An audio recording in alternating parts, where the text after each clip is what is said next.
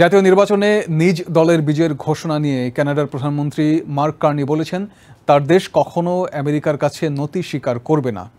নির্বাচনে জয় পেতে পর্যাপ্ত আসন নিশ্চিত করার পরপরই বিজয়ী ভাষণে ট্রাম্প বিরোধী বক্তব্য দেন কানাডার নতুন প্রধানমন্ত্রী। সমর্থকদের উদ্দেশ্যে তিনি বলেন, কানাডার মালিকানা নিতে দেশবাসীকে বিভক্ত করতে আমেরিকার প্রেসিডেন্ট ট্রাম্পের চেষ্টা কখনই সফল হবে না। বছরের শুরুর দিকে ডুবতে বসা লিবারেল পার্টিকে একাই তুলে আনলেন মার্ক কার্নি। তার নেতৃত্বের উপরে ভরসা করে জনরায় দিলেন কানাডিয়ানরা। তাই তো নির্বাচনের ফলকে ঘিরে বাঁধ ভাঙা উচ্ছ্বাসে মাতেন ক্ষমতাসীন লিবারেল পার্টির সমর্থকরা। লিবারেল পার্টি নির্বাচনী সদর দপ্তর বর্ণিল আলোয় ঝলমল হয়ে ওঠে। এই জয়ের মধ্য দিয়ে টানা চতুর্থ মেয়াদে ক্ষমতা ধরে রাখতে সক্ষম হলো দলটি। বিজয়ের খবর নিশ্চিতের পর স্থানীয় সময় মঙ্গলবার মধ্যরাতে রাজধানী অটোয়ায় সমর্থকদের সামনে হাজির হন দলটির নেতা মার্ক কার্নি। ভাষণের শুরুতেই দলের নেতাকর্মী ও সমর্থকদের কৃতজ্ঞতা জানান তিনি।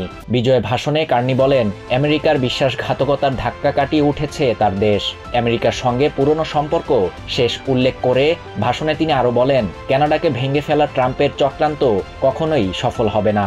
মার্ক কার্নি এ সময় অভিযোগ করে বলেন, কানাডার ভূমি, সম্পদ, পানি দখলে নেয়ার ব্যর্থ চেষ্টা করছে ট্রাম্প। যেসব মানুষ কানাডাকে নিজেদের বাড়ি মনে করেন, তাদের সবার নেতা হওয়ার প্রতিশ্রুতি দিয়েছেন প্রধানমন্ত্রী কার্নি। অন্যদিকে কানাডার প্রধান বিরোধী দল কনজারভেটিভ পার্টির প্রধানমন্ত্রী প্রার্থী পিয়েরে পলিয়েভার নিজের হার মেনে নিয়েছেন। তিনি বলেন, পরিবর্তনের যে ডাক তারা দিয়েছেন তা অব্যাহত রাখবেন।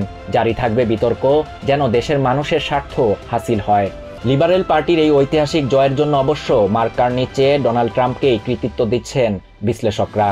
তারা বলছেন, আমেরিকার প্রেসিডেন্টের শুল্ক নীতির প্রভাব ও নিজেদের দেশের সার্বভৌমত্বের প্রতি হুমকির কারণে নির্বাচনে গণরায় দিয়েছে কানাডার জনগণ। তাদের মধ্যে যে দেশপ্রেম কাজ করেছে, সেটির ফল পেয়েছে লিবারেল পার্টি।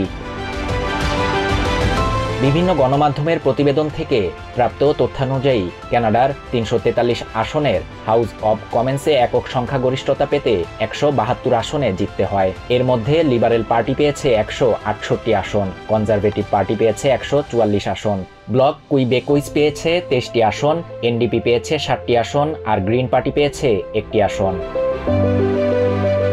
এদিকে ফ্রান্সের প্রেসিডেন্ট ইমানুয়েল ম্যাক্রো সহ বিভিন্ন দেশের প্রধানরা মার্ক কার্নিকে অভিনন্দন জানিয়ে বার্তা পাঠিয়েছেন। Shahriar Shafat, TVN 24 news desk.